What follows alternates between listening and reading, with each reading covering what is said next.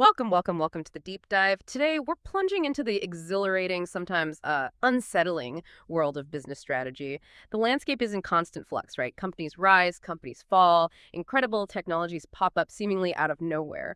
And it can feel, well, almost impossible to truly figure out what's real innovation versus just noise. How do companies truly succeed or, tragically fail when the ground beneath them is always shifting? We're not just defining concepts today. We want to peel back the layers, understand why even the smartest companies stumble, and how a really radical shift in perspective like this jobs to be done idea can reveal opportunities hiding in plain sight. Okay, let's unpack this. Right. And our mission for you, our listener, is really to uncover how understanding genuine customer needs, like what they actually need, not just product features, can completely revolutionize a company's strategy. We're going to tackle this concept of disruptive innovation head on and explore how a powerful idea called jobs to be done helps companies avoid these false choices they often face. It really brings up an important question. What are customers actually hiring your product to do in their lives? And that's exactly where Clayton Christensen came in with this really game-changing approach. He argued that instead of obsessing over product stuff, companies need to understand the job a customer hires a product for. If this insight is so powerful, why do so many companies still seem to struggle with it? What's the biggest block to really getting what job a customer is hiring your product for? That's the million-dollar question, isn't it? Yeah. I think the biggest hurdle is often just, well, organizational inertia. Yeah. And this deeply ingrained habit of focusing on the product, not the context. Companies are built around product lines, marketing features, beating competitors on specs. It's how they're structured. To shift to job to be done requires basically re-educating the whole organization. R&D, marketing, sales, everyone. It means getting out of the boardroom, actually observing customers in their lives without having all these preconceived ideas. And honestly, it's just hard to unlearn the stuff that made you successful in the first place. That really makes sense. And you see it connecting to the bigger picture now, right? Lots of companies today think Citigroup, major airlines, they're shifting focus more towards customer experience. They're trying to look systematically through that whole customer journey. What are people actually doing with our service at specific moments? Transferring money, enduring a flight. That's where the real innovation often comes from. Not some random flash of genius, but a team really digging into that experience. Okay, this leads us to another common challenge in business, figuring out what a real actionable strategy even is. We hear CEOs announce things all the time that sound strategic, but maybe aren't. Like, our strategy is to squeeze all the waste out of costs, or we're going to make our manufacturing workflow more efficient, or even just we need to move analytics, whatever that means. Right. And the truth is, those aren't really strategies. They're maybe aspirational goals. Or tools even. They're not tangible. You can't really assign them clearly. They're hard to measure. They just lack the specifics needed to actually guide what people do day to day. A strong strategy, on the other hand, it's concrete, it's specific. For example, we are going to buy and install Generation 3 tooling equipment. It's 5 times faster than what we have now, and we're going to have it fully implemented across all our factories by the third quarter of next year. That is a strategy. You can act on it. You can measure it. You can hold specific people accountable for making it happen. So what's the actual cost then when a company relies on those fuzzy aspirational goals instead of real actionable strategies? What breaks down? Oh, the cost is huge. You get wasted resources, for one, a total lack of accountability, and ultimately just missed opportunities everywhere. Without a tangible, measurable strategy, departments end up working in silos, right? Projects drift without clear direction. There's no real way to know if you're making progress towards the bigger goal. It creates this environment where everyone feels busy, everyone's doing something, but maybe few are actually pulling together on a coherent forward plan. It's like having this grand vision for a trip, but you've got no map, no specific destination in mind. Just drive. That clarity is so vital, especially when we start talking about disruptive innovation. Now, this is a concept that really turns things upside down. It's basically a process where a smaller company, often one you barely notice at first, successfully challenges the big established businesses. And they usually do it by starting at the bottom end of the market. Exactly. And Clayton Christensen, in his groundbreaking work, he gave disruptive innovation a very specific definition. He didn't just mean any new technology. He said it transforms a product or service that used to be so expensive and complicated that only a few people with a lot of money and a lot of skill had access to it. And disruptive innovation makes it so much more affordable and accessible that a much larger population can now use it. It's about democratization. You can see this so clearly in the computer industry's evolution, right? Think way back. Mainframes cost millions. They needed teams of specialists, years of training. Only huge corporations, universities could afford them. But then you saw this amazing progression. Mainframes to mini computers, then desktops, laptops, and boom, smartphones in everyone's pocket. Each step made the tech cheaper, easier, more accessible. Look at IBM. They were pioneers in mainframes, even the original IBM PC for business. Huge. But they completely missed the boat on smartphones. They even sold their PC business to Lenovo eventually.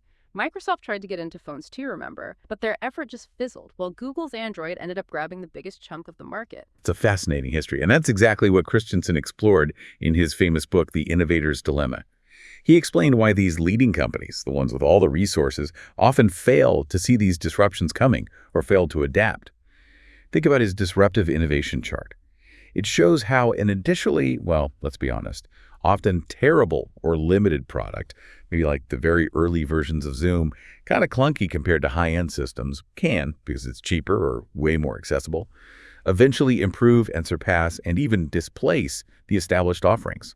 Zoom started out rough, yeah, but it became the go-to substitute for that super expensive, complex WebEx conference room gear because, hey, you could run it on your laptop anywhere. It still kind of blows my mind, though. How can these giants, these industry titans with all the smart people, all the money, miss something so fundamental? Right. Is there like a common psychological thing going on, a bias? Yeah. Or is it purely driven by those profit models you mentioned? Well, it's definitely a mix, but a huge factor is just denial and complacency. You hear it all the time. Things are good right now. We're making money. We can deal with that little thing. Next year, new 10. But maybe the most powerful driver is that over-reliance on existing profit models and focusing only on their current, most profitable customers. These big companies, they're optimized, right? They're built to serve those high-margin customers really well. And initially, these disruptive innovations, they don't appeal to that core group. They look low quality, low margin. Take Blockbuster. Their main source of profit was those insane $50 late fees. That focus just blinded them completely to Netflix's model. No late fees, DVDs by mail. Blockbuster even had a chance to buy Netflix early on and passed. They just couldn't see past their late fee cash cow. Yeah, the lesson seems starkly clear. That singular focus, that short-term view on current profits, it can create this massive blind spot. Makes companies incredibly vulnerable to threats they just don't see coming. It's a dangerous game. But companies are learning, or at least trying to. You look around now, 2025, leading companies are much more active in trying to counter these threats. One common strategy: acquisition. Simple enough. Companies like Microsoft, Amazon, USA, they frequently just buy up promising startups that look like they could be disruptive. Buy the competition before it gets too big. Another approach is actively nurturing new customer bases. Look at Meta, Facebook, buying Instagram. They saw younger generations, Gen Z, millennials, moving to different platforms, maybe away from where their parents were online. So Meta evolved its ecosystem to capture that shift. The ideal, though, the holy grail, is continuous reinvention, where companies proactively say, okay, we need to put ourselves out of business here, but be ready to be in business there, constantly reinventing what they offer. IBM did this successfully for decades. Microsoft certainly tries to. And we've seen that this disruption play out so dramatically in other industries, too. I mean, think about the music industry. Remember CDs? So inconvenient, right? And expensive. You'd shell out $15, maybe $18 for an album, often just for the one song you actually wanted. The other 14 tracks, filler. It felt a bit like those Blockbuster late fees, honestly, just designed to extract maximum cash. Then came Napster. Okay, illegal, pirated, sure. But suddenly songs were like $0.50, effectively. It exploded in popularity before getting shut down. But Steve Jobs saw the writing on the wall. He came in with iTunes, the legal solution, buy just the single song you want for 99 cents. And Apple, because they had the iPod platform, basically dictated those terms to the whole music industry. For a while, that felt like the final answer. But then Spotify showed up. That was the real disruption, wasn't it? Their subscription model. Access thousands, millions of songs for what, $6, $10 a month. It completely changed how we consume music. And Apple, they were kind of slow to adapt, still clinging to that buy per song model for too long. Now they're playing catch up with Apple Music. It's fascinating, and the ripples just keep spreading. Look at telecommunications, from wired phones to cell towers and now, potentially, satellite. Wired phones were so limiting. One phone per house. Or maybe one per dorm floor in college. Right. I remember trying to call friends in their dorms. You'd call this communal phone in a closet somewhere. The hit rate, actually getting the person you wanted, maybe 15% if you were lucky. Oh, I remember that frustration. Total game of chance trying to reach someone. Exactly. Then cell towers were this huge leapfrog, especially in developing countries like India. They could bypass laying all that expensive copper wire completely, just put up towers. But now, Starlink looks like the next big disruption. They've got, what, 6,000 Generation 1 satellites up there doing Wi-Fi, and another 7,000 Generation 2 satellites approved, which can beam down actual cellular signals. This could potentially mean global phone service direct to a phone for maybe $20 a month. Think about that. Traditional carriers like AT&T, NTT, they could become kind of irrelevant, just like the wired phone companies did. You might even see a Tesla phone that talks directly to satellites. Apple, Android companies, they'll have to adapt because the carriers might just get bypassed. It's another leapfrog. Cell over wired, now maybe satellite over cell. Sure, the satellites need replacing every few years, but the potential reach and cost savings are huge. And looking even further ahead, this evolving landscape of AI disruption, it's just incredible. It wasn't long ago everyone assumed powerful AI models, like from DeepMind or OpenAI, absolutely required these massive billion-dollar data centers. Right, that was the assumption.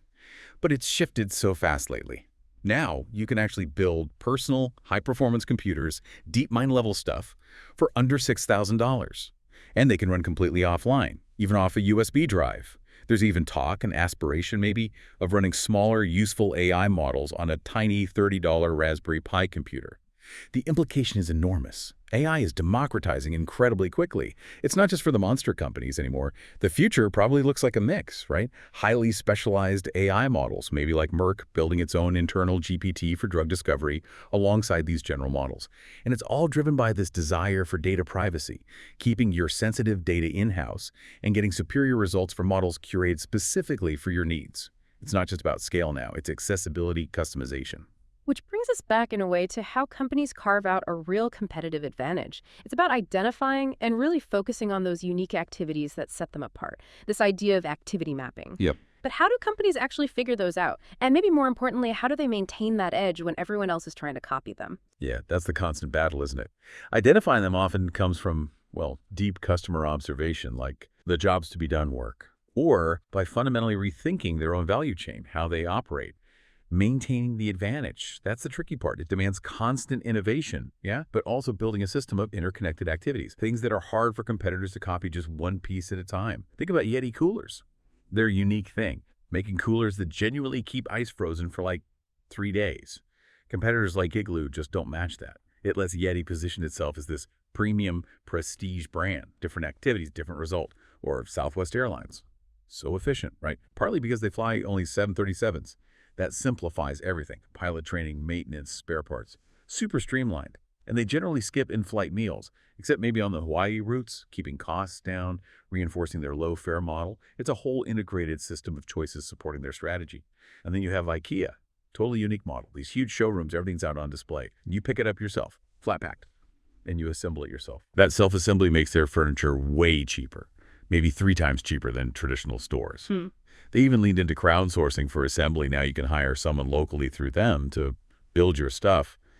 Their whole system design, logistics, customer participation is really hard for anyone else to replicate bits and pieces of it effectively. Right? Even smaller, maybe local businesses like Roasting Plant Coffee, they have unique activities, that whole bean to cup process right in front of you that sets them apart from giants like Starbucks. It's not just selling coffee, it's how they do it. That fresh, personalized experience becomes their edge. So, okay, we've taken quite a deep dive today. We've looked at the core lessons of business success and failure in this constantly changing world. The incredible power of really understanding jobs to be done, what that means, what makes a true actionable strategy versus just, aspirational talk, and the transformative, sometimes really brutal nature of disruptive innovation. And it's key to remember that disruptive innovation, it so often comes from these unexpected places, offering something cheaper, maybe simpler, more accessible, that the incumbents initially dismiss. And that dismissal often happens because those big players are blinded by their existing, very lucrative profit models and their intense focus on their current high-end customers. They just don't see the change coming up from the bottom until it's often too late.